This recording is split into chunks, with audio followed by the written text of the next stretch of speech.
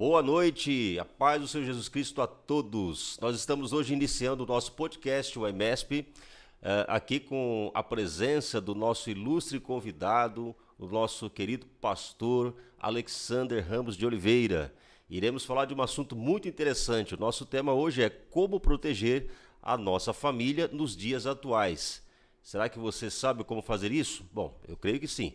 Mas estaremos batendo um papo hoje com o pastor Alex Ramos, que é um palestrante. Daqui a pouco estaremos falando um pouco sobre ele. É um prazer estar com você nesta noite e nós queremos convidar a você, a sua família, para compartilhar este podcast que está sendo publicado pelo Facebook, pelo YouTube, nos nossos canais Metroviários de Cristo, o EMESP. Então, vamos receber aqui o nosso convidado. Paz do Senhor, pastor. Paz do Senhor, pastor Johnson. É um prazer imenso poder estar aqui e agradecer de antemão aqui ao convite que muito me deixa honrado e esperando aqui na minha pequenez, nessa participação, poder contribuir com os nossos ouvintes em nome de Jesus. Amém, graças a Deus. Nós vamos aqui falar um pouquinho sobre o pastor Alex Ramos, ele que é nascido na data do dia 18 de abril de 1976, isso é da minha idade, 47 anos, somos da mesma idade. A diferença é que eu nasci em fevereiro, eu ainda sou mais velho que ele ainda, olha. Pois é. Casado com a missionária Andréia desde 2001, há 22 anos, né? Pai do Isaac, Alexander, desde 2018. Ele foi convertido a Jesus em 2005, é pastor em tempo integral desde 1998, bacharel em teologia pelo Seminário Bíblico Pentecostal Presbiteriano em 2009, experiência pastoral por 14 anos. Atualmente ele está como coordenador teológico da FAESP, a Faculdade Evangélica de São Paulo, aqui com a extensão em São Bernardo do Campo, desde o ano 2020. É pastor aqui na nossa congregação, né, na Igreja Assembleia de Deus, Ministério do Belém, no Jardim das Estrelas, aqui na Vila São Pedro. É conferencista, palestrante nas áreas de casais e família, na formação de líderes e obreiros, de escolas bíblicas de obreiros, de campanhas de avivamentos, faz cruzadas evangelísticas, participa de debates, inclusive do programa Vejam Só, da HIT TV. Pastor Alexander, o senhor tem um bom currículo aqui, né? Então, nós vamos hoje conversar com esta pessoa que eu conheço, admiro e creio que vai nos trazer bons conhecimentos e boas experiências. Pastor Alexander, agora o senhor vai falar sobre você. Como foi a sua conversão, como foi, enfim, se o senhor já nasceu no lar cristão, como foi esse encontro com Cristo, o que realmente ocorreu na sua história? Bom, pastor Johnson, a recíproca é verdadeira, a admiração pela pessoa do senhor é verdadeira. O senhor é uma referência para nós aqui no nosso setor de trabalho, é também um cooperador nato aqui na nossa FAESP e tem nos auxiliado muito também, dando aulas que são de grande relevância, a que os nossos alunos assim também bastante elogiam e recebem bastante conhecimento. E falando um pouquinho da minha trajetória, eu me converti ao Senhor no ano de 95, no dia 5 de março de 95, quando eu passava por um processo de uma crise existencial, onde aos 17 anos eu pensava comigo que não tinha mais futuro algum. Pensava comigo que não havia mais qualquer tipo de expectativa boa. Era praticamente viver a vida pelo que iria ocorrer, sem propósito propriamente dito. Sonhador como aspirante de profissional de futebol, mas não andava as coisas, não davam certo. E num determinado dia, ou seja, nesse dia 5 de março de 95, pela manhã, quando me acordei, senti um desejo enorme de ir à igreja com os meus pais, não é? E então à noite fui à igreja com eles e o Senhor, Ele atraiu o meu coração para a presença dEle, me converti ao Senhor Jesus e daquele dia em diante tudo mudou. A minha vida foi ressignificada, e eu entendi que a minha vida deveria ser dedicada ao Senhor. Não saberia propriamente aonde o Senhor queria me levar, mas sabia que Deus tinha um plano e um propósito para a minha vida, o que me tornava uma pessoa feliz, uma pessoa cheia de alegria, espontaneidade. Aquela falta de vontade de viver desapareceu, porque em Cristo tudo se ressignificou, né? Então daí por diante o Senhor foi trabalhando na minha vida, e de uma maneira tão rápida, com 10 meses após passar por uma renúncia do futebol, uma renúncia da própria vida aos 17 para 18 anos de idade, o Senhor me deu a consagração ministerial de uma maneira inexplicável. E eu entendo hoje que se não fosse Deus na vida do meu pastor, jamais eu teria chegado onde cheguei. Que bom. Pastor Alexandre, então o senhor já faz quantos anos a sua... Dia 13 de janeiro de 96 foi quando eu fui consagrado ao ministério. Certo. Então tem quase 30 anos. Quase 30 anos, 27 anos aí. Bastante tempo. Pastor, e aí o senhor faz um trabalho, né, com casais, com família, o senhor é um palestrante, a sua esposa também tem sido uma bênção nas mãos do Senhor. A irmã Andréia, ela tem sido também uma palestrante, ela dá palavra, uma bênção. É uma família muito abençoada, um casal muito abençoado, avivados, gostam de ensinar, gostam de levar a palavra para a igreja, e sempre a gente percebe essa dinâmica em que Deus tem colocado na sua vida. E o Senhor hoje trabalha praticamente à disposição da obra, não é isso? Exatamente. Tanto eu como minha esposa trabalhamos integralmente a obra de Deus desde o ano de 98. Quando eu ainda trabalhava na Scania do Brasil, eu orando, ouvi a voz de Deus dizendo para mim: te tirarei do trabalho e você viverá integralmente no meu trabalho. Interessante isso aí. Aí como é que foi esse processo, pastor? A Scania te demitiu? O que aconteceu? Não, eu trabalhava dentro da Scania com uma firma terceirizada, mas é uma firma que tinha muitos contratos. E pelo período que eu trabalhei, eu poderia renovar o contrato. Mas quando ocorreu o término desse contrato, então eu tinha plena convicção de que eu deveria me dedicar exclusivamente ao ministério do Senhor. Então, daí por diante, recebi o apoio concreto dos meus pais, a quem tenho muita gratidão pela coragem que eles tiveram de pegar um rapaz de 20 anos de idade e dar a ele todo o apoio que precisava para seguir no ministério. Essa renúncia, né? Porque o ministério é uma renúncia ao nosso lazer, à nossa vida pessoal, aos nossos projetos pessoais, porque o crente, ele não vive dos projetos pessoais. Na verdade, os projetos pessoais dele têm que ser os projetos de Deus, né? Exatamente. Então não é necessariamente o seu projeto pessoal, porque você tem que pensar espiritualmente naquilo que Deus tem preparado para você. E eu ouço muitos testemunhos, né? Conheço muitos homens de Deus que abriram mão do seu bom emprego, do seu conforto, da sua possibilidade de crescimento na carreira profissional, porque entenderam que a sua chamada era para o trabalho na obra do Senhor.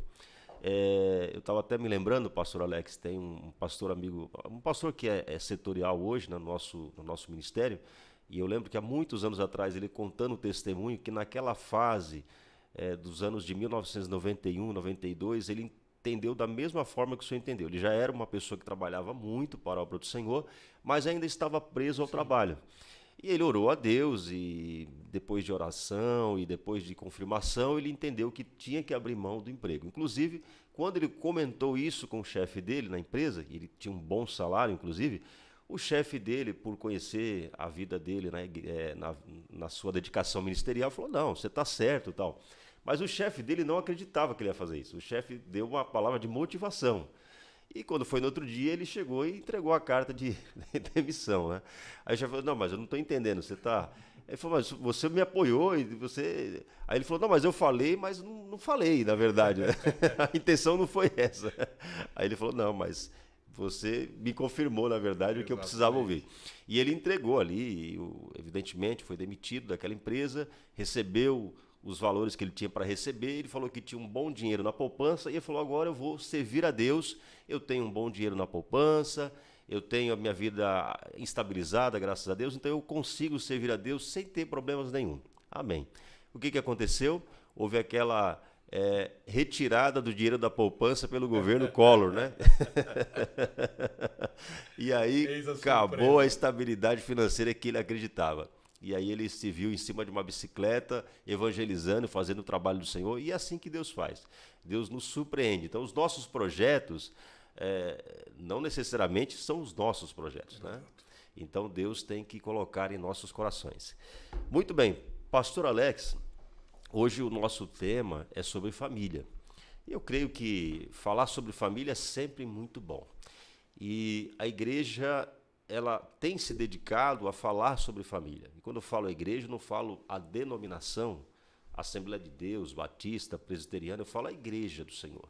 A igreja do Senhor, aquela que anda ainda conforme a sua palavra, aquele grupo de pessoas que ainda anda conforme o que a palavra nos ensina, como o corpo de Cristo, o organismo do Espírito Santo, ela entende que é preciso cuidar da família, porque a família é a célula da sociedade e evidentemente, né, vamos dizer assim, o elemento do proto-evangelho, ou seja, do nascimento do propósito de Deus para a humanidade.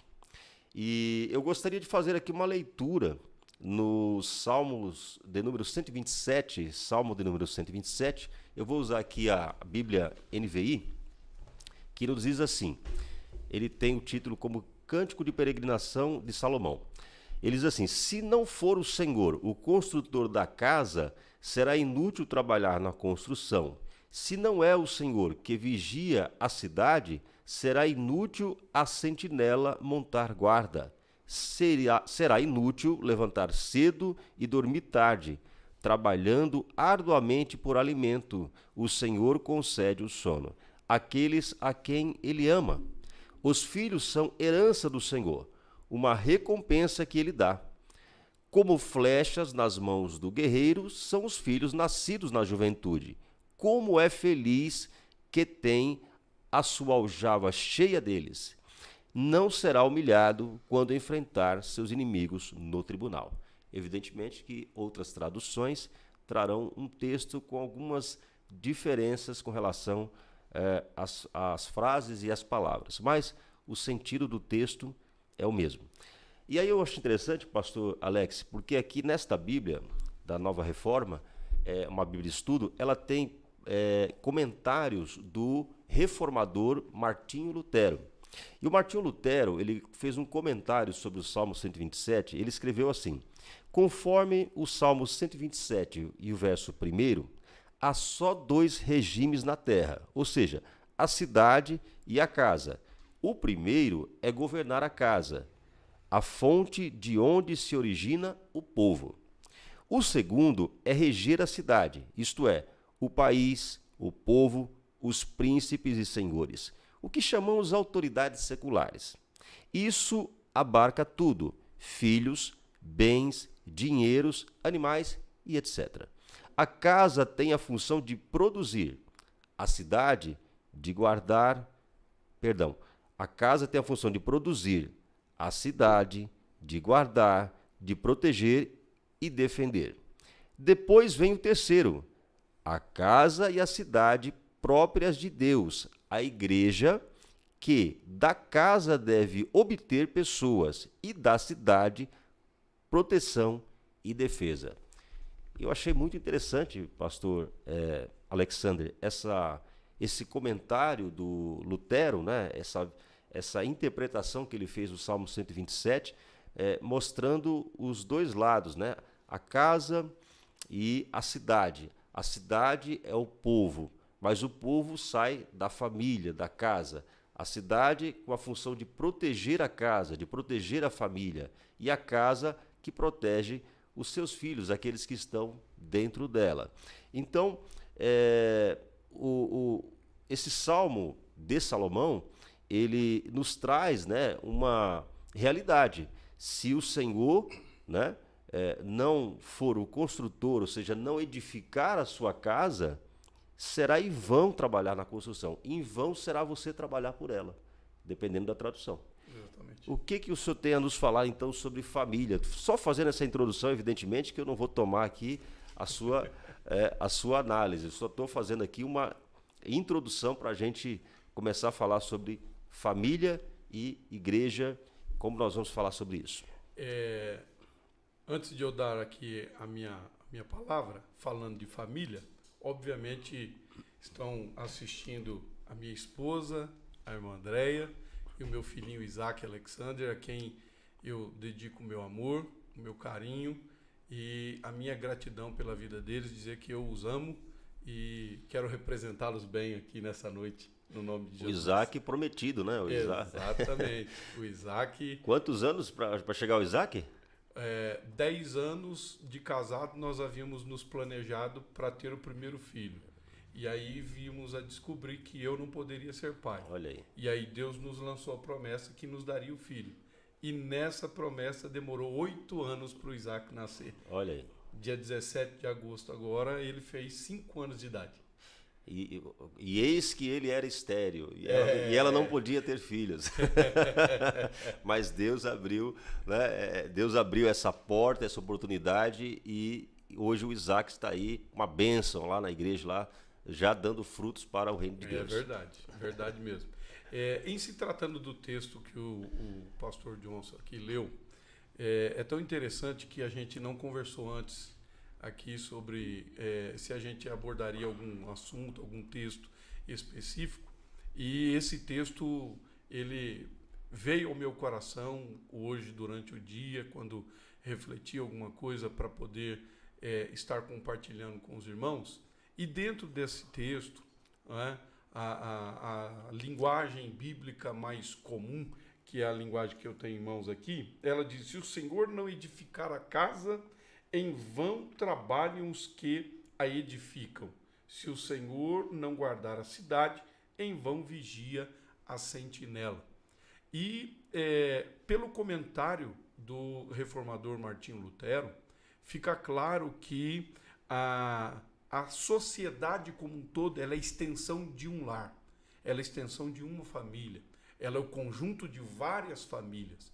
E há uma frase célebre que é dito muito pelos estudiosos de família, de um modo geral, que é dito o seguinte: tal qual é a família, tal qual é a nação. Então, a nação é uma extensão do que é a família. Se uma família for sadia, a nação será sadia, a sociedade será sadia. Não é? Mas se a família ela for doente, se ela tiver problemas pontuais, consecutivamente esta influência ou esse modo de vida vai transparecer nas relações externas, o que vai então trazer a realidade da construção cultural, não só de uma família, como também de uma sociedade. Então, o que o senhor quer dizer é que exatamente entra naquela discussão que nós iniciamos, né? Naquela introdução. A família é a célula da sociedade. É a célula máter. Esta célula, ela precisa estar sadia. Exato. E aí, quando nós falamos sadia, evidentemente utilizando aqui uma figura de linguagem, né, biológica, a família ela precisa estar sadia em todos os sentidos: espiritual, ética, moral e até financeira. Sim. E até financeira. Sim. E é interessante, o pastor Alex, a Bíblia ela nos coloca a família realmente como aquilo que está na origem do propósito de Deus.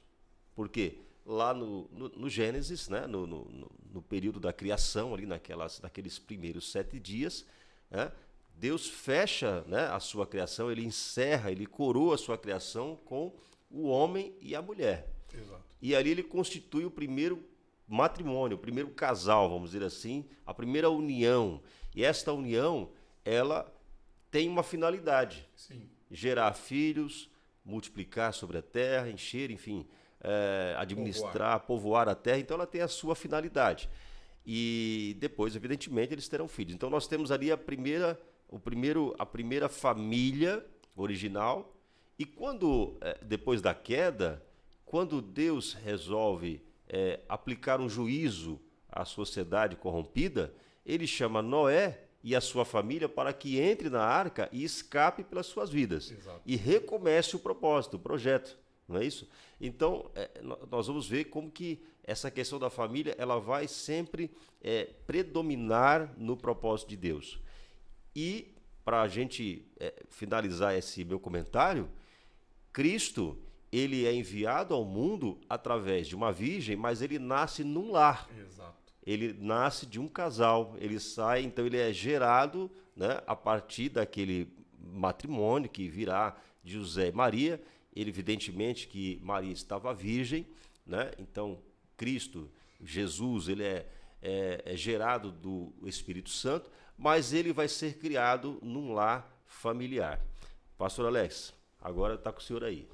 É tão interessante isso que você percebe que, mesmo de uma maneira milagrosa e inexplicável, Jesus ele é gerado no ventre de uma virgem, mas essa virgem não é uma mãe solteira, né? O próprio Deus zela por essa genealogia, por essa unidade familiar, né? Porque se tem uma coisa que Deus ama é a família, né? E quando você observa, voltando um pouquinho ao Gênesis, né? Quando Deus olha para o homem e diz: não é bom que o homem esteja só, far-lhe-ei uma adjuntora que lhe seja idônea. Não é que Deus esqueceu de fazer, não é que Deus esqueceu de realizar alguma coisa, mas é que Deus utiliza-se dessa linguagem para nós entendermos a importância de que o ser humano não foi criado para ser solitário, para viver na solidão, para viver aquém do seu propósito. O propósito do ser humano é povoar a terra sob o aspecto de glorificar a Deus sobre todas as coisas, na comunhão da família. E eu fico maravilhado que quando essa expressão família é mudada para igreja, a oração sacerdotal de Jesus, ele põe um ponto muito importante, que aqueles que creram, que sejam unidos, para que na união deles o mundo veja que nós estamos com eles e eles estão conosco, né? Então a unidade da família faz toda a diferença. Faz toda a diferença e nós, como família, precisamos verdadeiramente entendermos para que fomos criados, não é? A partir do princípio daquele que criou, e não de uma ideia social, não de uma ideia filosófica, mas de uma revelação genuína, de uma revelação bíblica, não é? Porque se somos o que somos, somos porque Deus assim fez. Nós não somos um erro, nós não somos nós não somos um acaso, nós fomos criados com um propósito. Pastor Alex, tem muito assunto aí. Eu estou pensando aqui, a coisa está começando a engrossar o caldo. Porque o senhor falou interessante, né? O senhor falou que Maria era virgem, mas ela não era uma mulher sozinha, ela estava comprometida para casamento. Exato. Então, há uma preocupação moral de Deus, porque ele é um ser moral, né? Eu sempre costumo dizer, Deus é um ser moral. Eu falo para meus alunos que ele não é ético, porque a ética ela depende de um voluntarismo entre duas ou três ou mais partes, né? Que para ter uma convivência saudável procuram ter um comportamento, uma conduta também que seja adequada, saudável, né? E Deus, ele na verdade, ele nos determina a sua vontade e nós, como servos e filhos dele, cumprimos a sua vontade. Mas você pode dizer, mas a gente escolhe servir a Deus. Ok, a gente dentro de uma visão arminiana, né? A fé, a graça, né? Ela, de alguma maneira, ela nos alcança e faz com que nós cheguemos até Ele e passamos a cumprir a sua vontade. Porém, nós não temos uma ética com Deus. Não é aquele negócio assim que eu... Negocia. Exatamente. Eu não tenho uma negociação com Deus.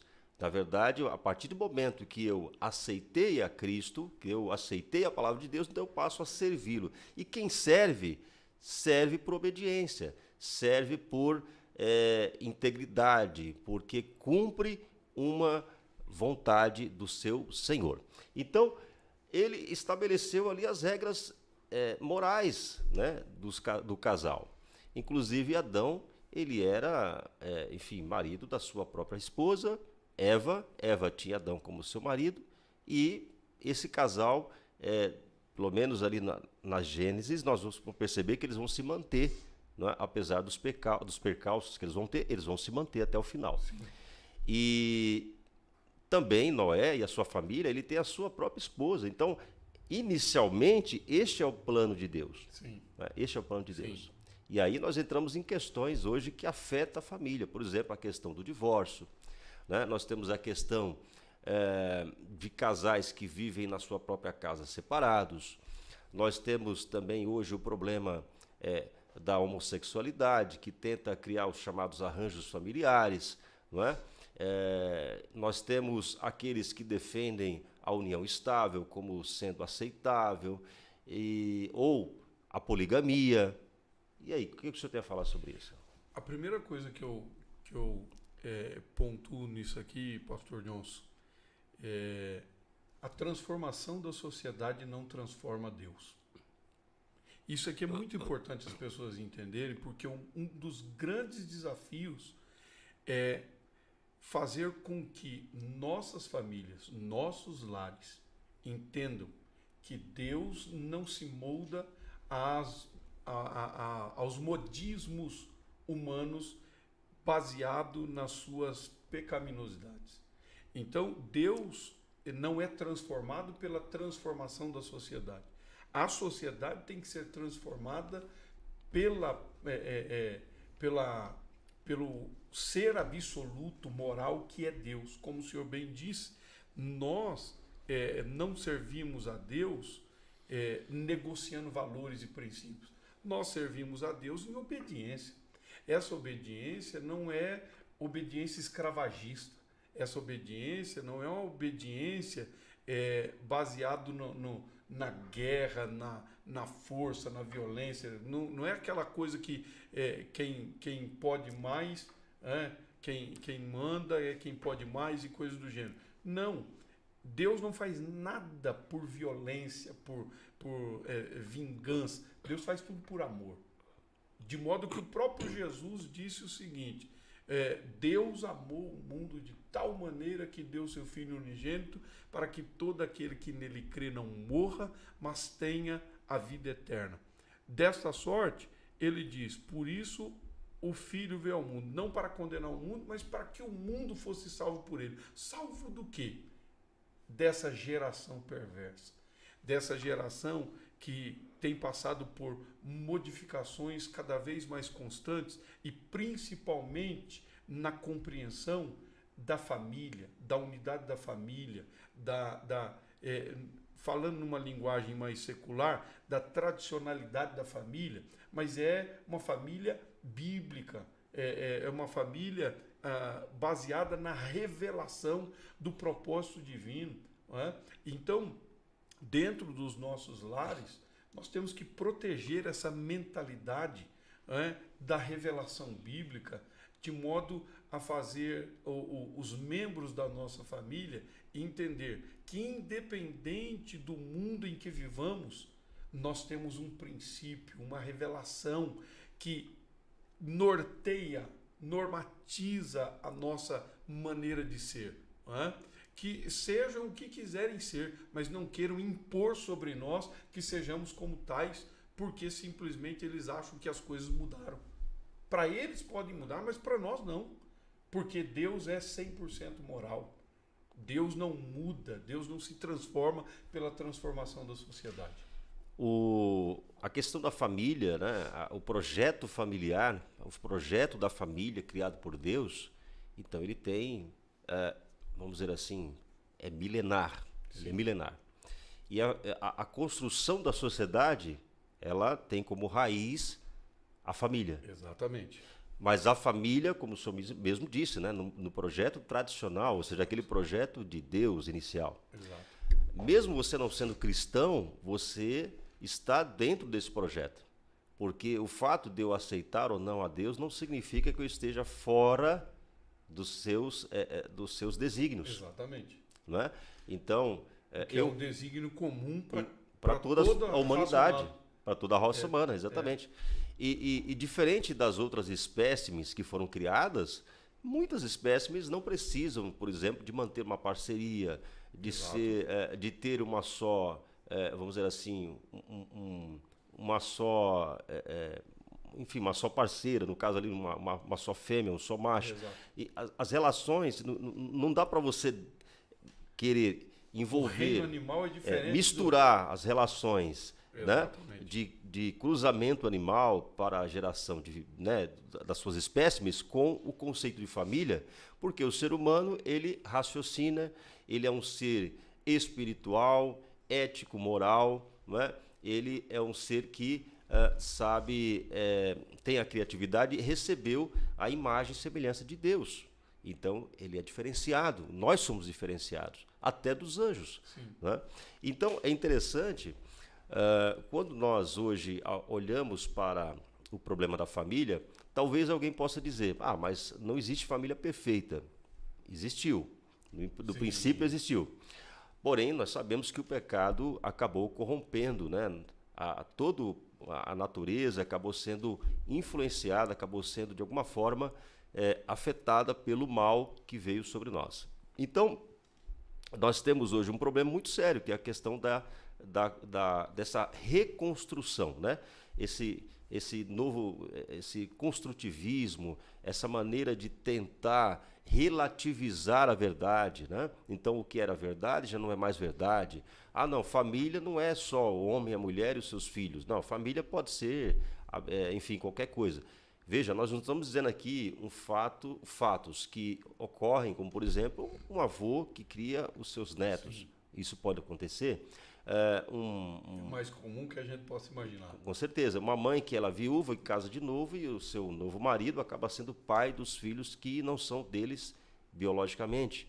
Né? Isso pode acontecer. O que nós estamos querendo dizer é os chamados arranjos familiares. Existe uma modalidade muito interessante e até temeroso, né? A parentalidade. A parentalidade, por exemplo, é aquela possibilidade que alguém vá lá no banco de sêmen, né, uma mulher escolha a característica do pai do seu filho, faz uma inseminação artificial, mas o pai, o doador, no caso, ele pode acompanhar a criação do seu filho, porém, sem nenhum compromisso, sem nenhum vínculo matrimonial. Isso seria um tipo de parentalidade. E isso é muito comum fora do Brasil, está agora já chegando no Brasil, aos poucos, sendo implantado. Nós temos pessoas famosas aí que fizeram isso, né, algum tempo atrás. E as pessoas, elas não discutem as questões éticas, morais, espirituais, quando fazem essas escolhas. Né? Ao escolher, por exemplo, né, vamos dizer assim, um banco de sêmen para gerar um filho, a escolher as características daquele ser humano que você vai gerar, não é? Ao definir, nós temos que discutir as questões éticas, né, espirituais, qual o resultado disso, não é? Então, o que o senhor tem a falar um pouco sobre essas questões de ética cristã? Uma das coisas que a gente pontua bastante quando eu e minha esposa ministramos encontros de casais e famílias de um modo geral, é que nós vivemos num mundo com duas cosmovisões que andam lado a lado, que influencia o mundo todo, né? E cada vez mais se evidencia à medida que nós vemos a sociedade descambando para uma relativização da moral, da ética e coisas do gênero. Primeiro é o hedonismo. O hedonismo falando em miúdos aqui, é o prazer acima de qualquer circunstância. Ou seja, todas as relações que a pessoa tem, desde o mínimo desejo ao mais profundo desejo, ela não está necessariamente se importando como ela vai adquirir. O importante é ela se realizar. E nesse contexto, casamentos são fragilizados, famílias são fragilizadas. Por quê? Porque é uma relação egocêntrica, é uma relação onde não existe lugar para autossacrifício, é uma relação onde as pessoas elas estão vivendo a fim de se realizarem à custa dos outros, independente do quanto os outros possam oferecer ou não, E desta sorte, uma vez a pessoa obtendo tudo que tem e aquela outra pessoa que é o objeto do suprimento desse desejo não supre mais, então descarta-se essa relação e parte para outra, porque a ideia é: eu quero ser feliz, eu quero ser feliz. E a outra questão é o antropocentrismo, o androcentrismo, que é um mundo sem Deus na causa. É um mundo em que o homem é a medida de si próprio. Um mundo em que as pessoas se acham independentes da divindade, da deidade, de qualquer relação da sua vida. E se vier a existir Deus numa mentalidade como essa, Deus só existe para suprir a sua dor, para suprir a sua necessidade, para suprir a sua falta. E aí esse ato da parentalidade, você vê que existe um egoísmo da parte da pessoa ela não ter uma relação de amor, de afeto, uma relação que verdadeiramente produza um benefício moral, ou um ato de fato moral, e a pessoa ela parte de um pressuposto de que ela pode escolher qualquer coisa na vida. E aí a questão vai se complicando, porque isso pode trazer prejuízos incalculáveis para a realidade da sociedade. Quer dizer, hoje nós vivemos cada vez mais um egocentrismo, né? Exato. Eu costumo dizer que, quando às vezes estou na escola dominical, dando uma aula, eu costumo dizer que se prega hoje o coletivismo, né? Se prega o coletivo, mas se pratica o individualismo. Exato. Então, é interessante essa contradição do mundo atual. Nós vivemos num mundo muito contraditório. Por quê? No período da modernidade, e no ápice da modernidade, ali, principalmente do século XIX, século XX em diante, nós vamos ter, então, cada vez mais o humanismo cada vez mais crescente, o racionalismo também muito crescente, e aí entram outras diretrizes, como o relativismo e o egocentrismo, que gera o individualismo. Exato. Então, nós vivemos num mundo que se diz coletivo, mas na prática são individualistas. Cada um no seu quadrado. Não é essa a frase? Exato. Que frase individual, né? Exatamente. Falando nisso, eu me lembro de um fato ocorrido com um amigo meu, quando ele ainda não era cristão. Ele vivia uma vida bastante promíscua e é um camarada que era muito bem afeiçoado, e ele era um garoto de satisfação pessoal das mulheres. E um dia ele recebeu uma proposta completamente estranha, porque uma moça procurou ele e disse: eu quero ser mãe solteira, mas eu quero ter um filho seu. O que dizer de uma relação como essa? A pessoa quer ter, como o senhor disse, daquela parentalidade, com os traços de uma pessoa que seja do agrado dela, mas não quero ela no convívio comigo e vou utilizar. Egocentrismo, né? Egocentrismo. E aí, como é que fica essa criança? Ela cresce, e aí como você vai explicar o que é o pai, né? Qual é o papel do pai? Qual é o papel da mãe? Qual é a importância do relacionamento, não é? Da convivência dos pais? O que a sociedade atual não consegue entender, pastor Alexander, é que quando você quebra a lógica da família que Deus criou, não é? Onde pai e mãe têm o seu papel de autoridade, filhos também têm o seu papel de importância dentro da família, irmãos também, existe uma relação entre irmãos, isso é importante. Eu fui criado com 2 irmãos, um irmão e uma irmã. Isso existe, isso cria em nós condições, referências para lidar com o mundo. Exato. Porque quando você sai da tua casa, você vai para o mundo. Aí você está preparado para o mundo. Você está preparado para conviver com as outras pessoas.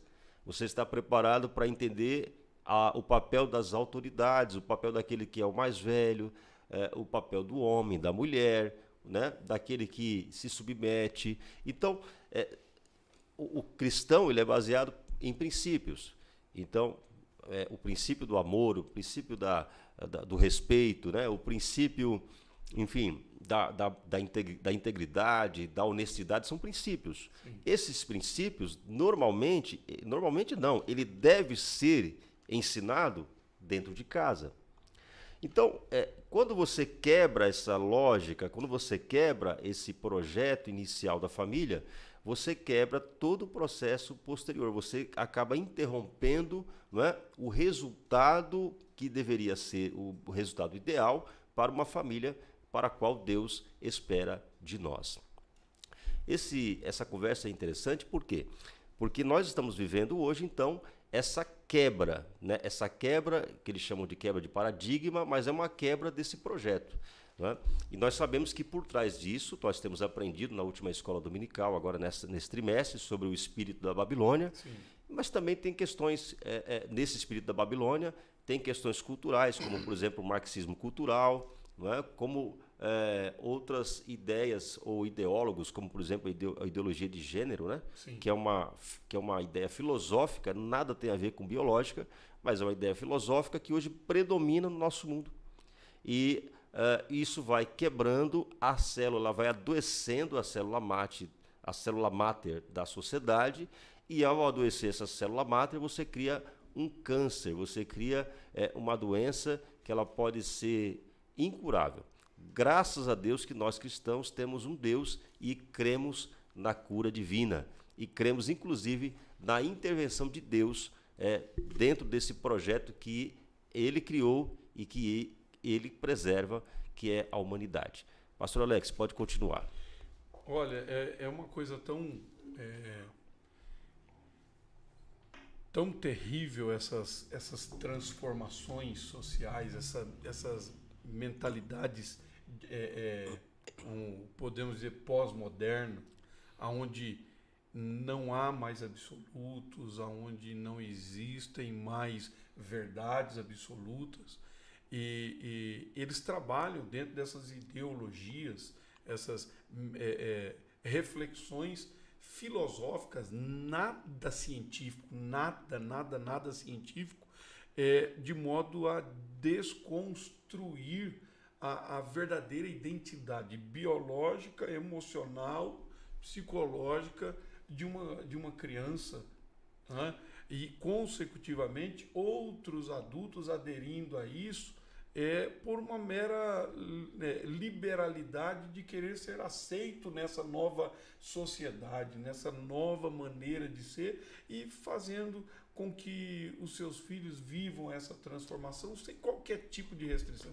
Isso nos causa temor. Então, vou colocar aqui 2 questões aqui para o senhor me responder. Nós estamos vivendo a artificialidade dos relacionamentos e uma nova ordem mundial?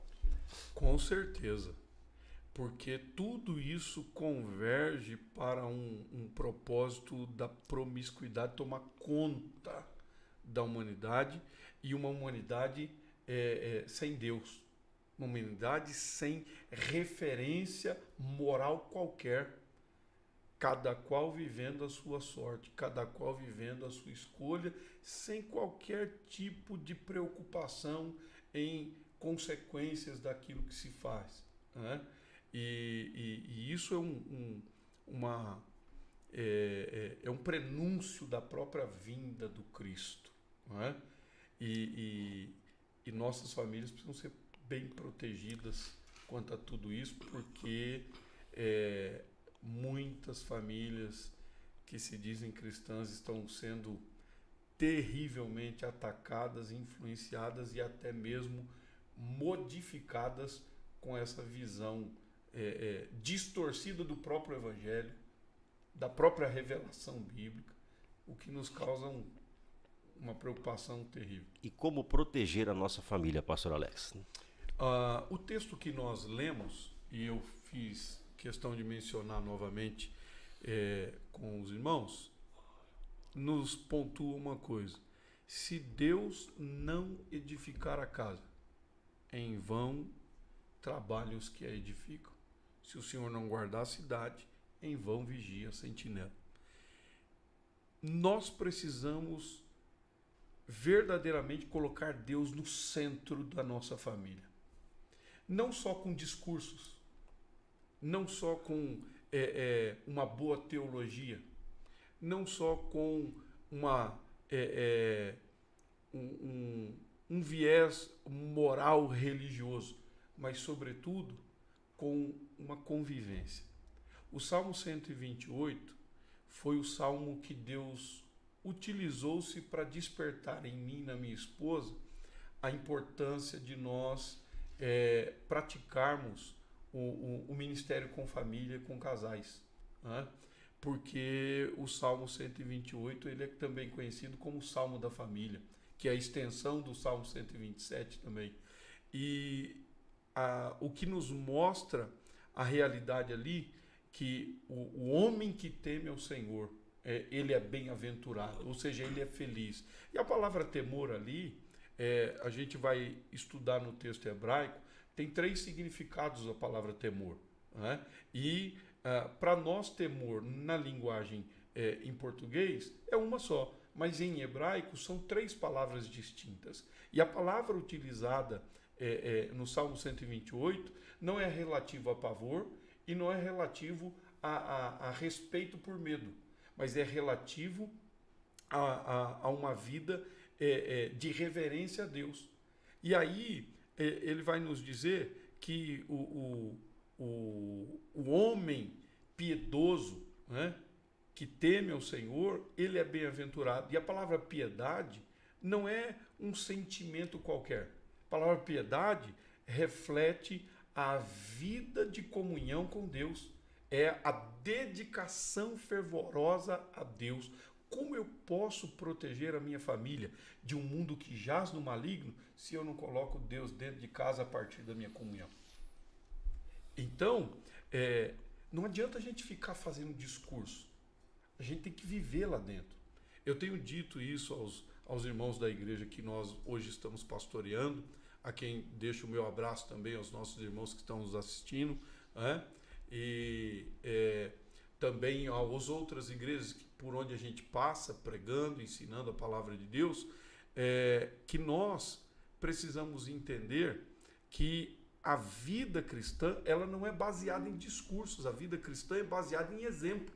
A didática do exemplo foi exatamente a didática da grande comissão, porque Jesus disse: ide por todo o mundo, pregai o evangelho através do evangelista Marcos. Mas Mateus, ele diz: ide e façam discípulos de todas as nações, batizando-os em nome do Pai, do Filho e do Espírito Santo e ensinando-os a obedecer todas as coisas que vos tenho ordenado. Como é que eu posso ensinar alguém a obedecer se eu não obedeço? Não. Então é a didática do exemplo. Eu não só falo, eu faço, eu mostro, eu ensino. Olha, você tem que fazer isso. Mas como é que faz isso? É assim. Eu pratico. Quer dizer, não é a propaganda, né? É o conteúdo, né? Então, às vezes, nós temos uma boa publicidade, né? Nós somos bons para propagar, para falar, para difundir, mas na prática, será que estamos fazendo, né? Exatamente. Será que o nosso exemplo não fala mais do que aquilo que falamos? E com certeza fala. Exatamente. Né? E só um detalhe aqui, eu disse, foi semana passada, no domingo, domingo retrasado na escola dominical, fechando o assunto sobre a desconstrução da feminilidade e da masculinidade, eu disse aos irmãos, o discurso gera aplausos, mas o exemplo arrasta multidões. E o senhor falou sobre a mulher que escolhe ter o filho a partir de uma característica. A partir de uma característica, e o homem pode estar até acompanhando, mas ele jamais será pai efetivamente da criança. Né? E a gente diz o seguinte: como é que o meu filho vai ser formado para ser um bom marido se ele vê no pai um péssimo marido? Como é que ele vai ser educado se o pai é um traste? Como é que ele vai aprender a viver uma vida de oração se ele nunca viu o pai dobrando o joelho para orar?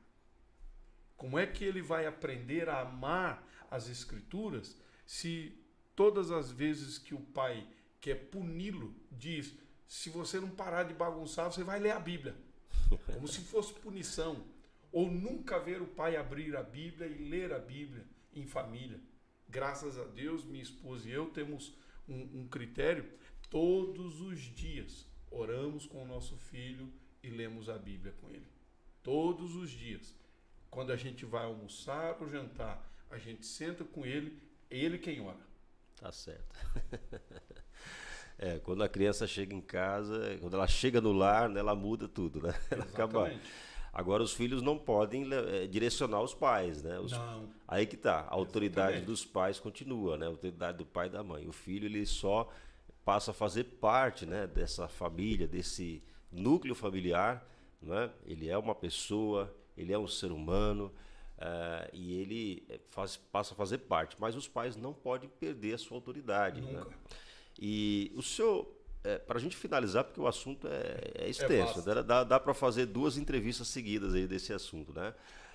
Mas hoje a gente percebe que há um tempo atrás até se acreditava que o casamento estava, vamos dizer assim, condenado ao fim, né? Sim. Mas nós percebemos que não, o casamento ele ainda permanece. Talvez as pessoas posterguem um pouco mais.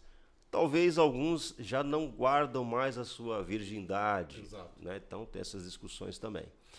Então, mas nós sabemos que o casamento, assim como a vida cristã, é uma renúncia. Sim. É uma renúncia. Como o crente ele já é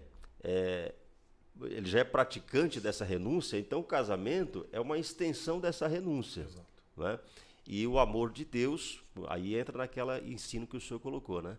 O amor de Deus no centro do casal é que vai fazer com que as coisas elas se equilibrem, com que elas ocorram de uma maneira que haja dentro da família uma prática cristã, a prática do perdão, a prática do respeito, né? A prática do trabalho. Então, são práticas que nós aprendemos a partir da nossa ética cristã. E essa questão é tão importante quando a gente observa a palavra que Paulo diz aos Romanos, no capítulo 12, versículos 1 e 2, né? Ele diz o seguinte: rogo-vos, pois, irmãos, pela compaixão de Deus, que apresenteis vossos corpos em sacrifício vivo, santo e agradável a Deus, que é o vosso culto racional. Ou seja, culto não se restringe a uma liturgia. Culto, ele é abrangente à conduta de vida. E quando você estuda esse contexto, você vai ver que culto é um estilo de vida. Mas é um estilo de vida baseado no que o versículo 2 também nos diz. Porque o versículo 2, Paulo ele diz, olha, e não vos conformeis com este mundo, ou seja, não vos amoldeis a este mundo. E a palavra não vos amoldeis ou não vos conformeis significa não se deixe vencer pela pressão externa. E eu sempre faço a figura de entender, existe melancia quadrada? Se existe, ela existe porque o homem a tornou nessa forma. Há uma melancia da cultura japonesa que ela é quadrada, ela é cultivada dentro de uma caixa. E ela é quadrada, até bonitinha. E ela não expande além daquela caixa. Né? E o mundo quer nos colocar dentro de uma caixa. Não quer que sejamos expansivos, não quer que a gente esteja fora da caixa, né? Dentro dos moldes, dos parâmetros, dos padrões deste mundo. E aí Paulo diz, não vos conformeis com este mundo, antes transformai-vos pela renovação do vosso entendimento, né? Para que experimenteis qual seja boa, perfeita e agradável vontade de Deus. E quando nós olhamos a nossa vida e partimos do princípio de que ela precisa ser repaginada ou ressignificada, né, à luz da Bíblia Sagrada, é porque o Senhor nos salvou, nos tirou das trevas, nos tirou de uma vida sem Deus, sem forma, sem agradabilidade alguma a Ele. Então, se Ele nos deu uma nova vida, essa nova vida está em Cristo. Então, a mentalidade de Cristo tem que estar em nós. Então, esse processo de não se conformar com o mundo e renovar a mente, né, é um processo simultâneo, que lá no texto grego você vai perceber que ao mesmo tempo, obstruindo um processo que está em avanço, um crescimento, que é a desconstrução do ser humano cada vez pior e a implantação de uma nova mentalidade de vida. Então, ao mesmo tempo que eu bloqueio o avanço de um mal, eu implanto algo novo e bom. Amém.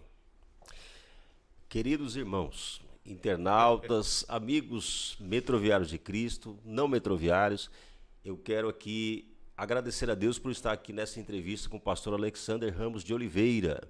Nós anunciamos aqui no início da entrevista, pastor palestrante da área de família, de casais e outros temas, que está conosco hoje falando sobre esse tema tão importante, como proteger a nossa família nos dias atuais. Porém, o nosso tempo está encerrando. Então, pastor Alex, eu vou aqui comentar os nossos irmãos que fizeram aqui as suas observações no chat. E a primeira foi a nossa irmã Ivone Pereira. Irmã Ivone Pereira aqui manda aqui a sua mensagem, agradecendo a Deus por esta entrevista. Deus abençoe a irmã Ivone, uma pessoa que nós conhecemos e sabemos também do trabalho que ela tem feito, né, junto com os adolescentes, né? Isso. Então, irmã Ivone, que Deus continue abençoando a sua vida.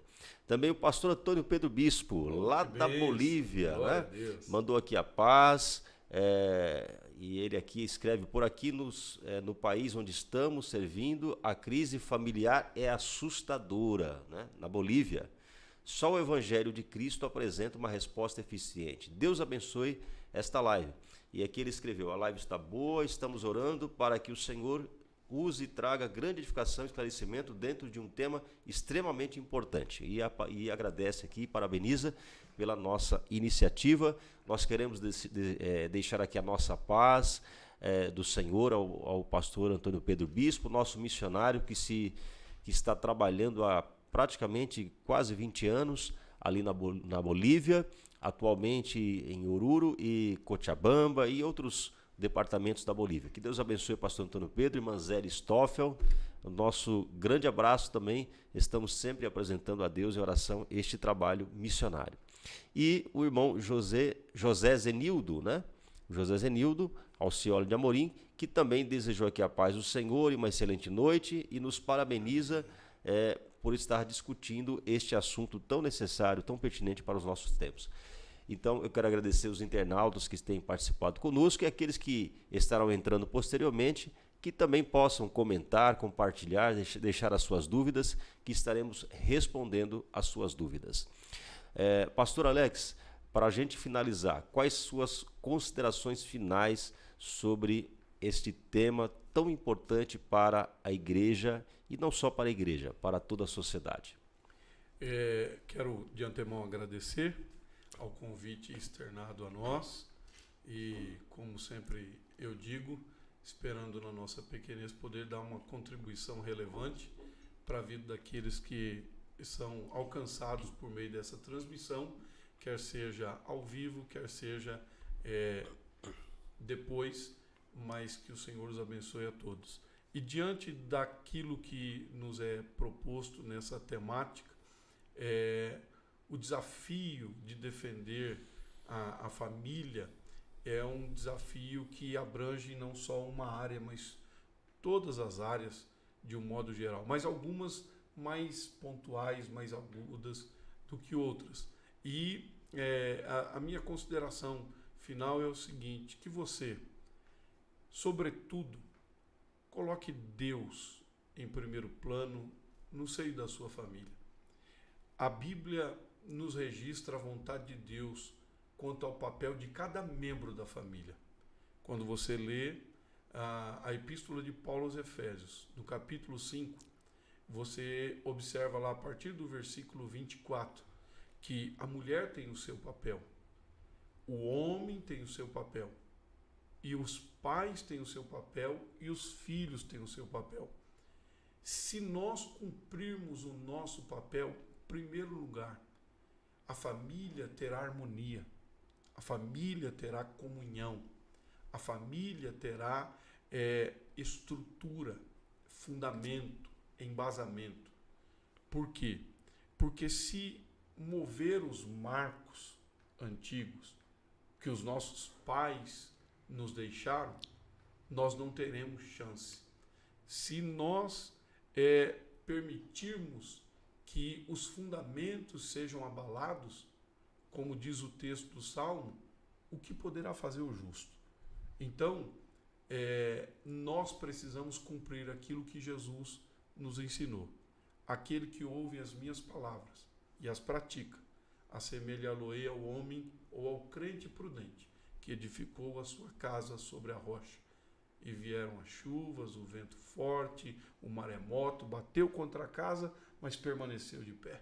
Mas aquele que ouve, como ouviu, assistiu aqui, ou vai ouvir e assistir aqui e em qualquer outro lugar acerca do mesmo assunto, com a mesma tonalidade, abordando a palavra de Deus, e não praticar, não existe mágica e não existe nenhuma coisa que fuja a essa regra. Vai edificar a casa sobre a areia, porque Jesus diz, aquele que ouve e não pratica, edifica a casa sobre a areia. E vem os mesmos fenômenos, as mesmas lutas, os mesmos desafios e acaba desabando. E o problema nunca está em Deus, o problema está em nós. O que queremos para o nosso lar, para a nossa família, depende do que nós estamos dispostos a cumprir em obediência à palavra de Deus. Amém. Acesse o nosso site www.metroviariosdecristo.org.br. Ali você vai entrar no nosso site, vai ver a nossa galeria de fotos e outras informações importantes sobre a UEMESP, União dos Evangélicos do Metrô de São Paulo. Neste ano de 2023, completamos 30 anos de fundação. A UEMESP, ela comemorou seus 30 anos, que chamamos de Jubileu de Pérola, ali na Universidade na Universidade Mackenzie de São Paulo, a Universidade Mackenzie localizada ali na Consolação, no centro de São Paulo. No dia 19 de agosto, foi uma festividade muito boa, foi uma celebração que contou com a participação de pessoas de igrejas, com metroviários cristãos, com os nossos irmãos convidados. Eu quero agradecer à Universidade Mackenzie e o Centro de Comunicação e Letras da Universidade Mackenzie, que nos cedeu o espaço do auditório, na pessoa do reverendo Lindbergh Clemente de Moraes, que também foi o nosso preletor daquela noite. daquela tarde, perdão. E estivemos ali participando com a diretoria e os conselheiros dos Metroviários de Cristo, que tem nos ajudado para poder dar sequência a este trabalho que vem acontecendo há 20 anos através da Associação dos Funcionários Evangélicos do Metrô de São Paulo.